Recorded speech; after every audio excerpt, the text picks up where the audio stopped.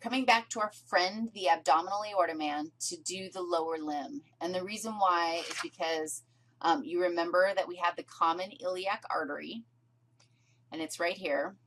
We also have a common iliac vein, and it's just the common iliac veins are going to feed into the inferior vena cava.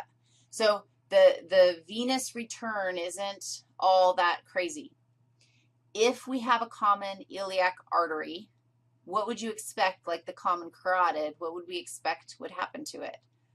Well, we're going to have an internal iliac and an external iliac.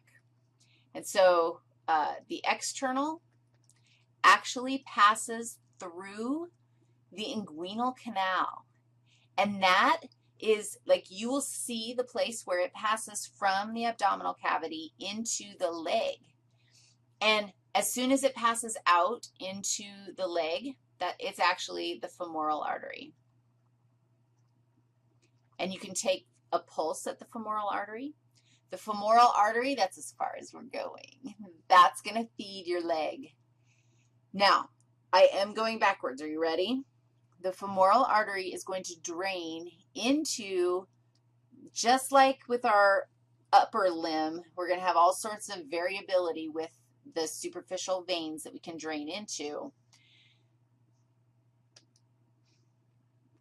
But the one superficial vein that we are going to know is the great saphenous vein.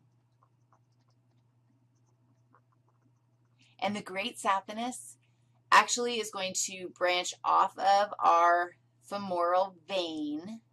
So it's going to go all the way down to your feet, and it wraps around your foot and brings crappy blood back, and it travels all the way up and dumps into the femoral vein. The femoral vein flows into the external iliac vein, which flows into the common iliac vein, which flows into the inferior vena cava. Done. Inferior limbs, super straightforward. We don't have to know a huge amount of detail there. We did it. Done. Have fun with this fantastic lecture.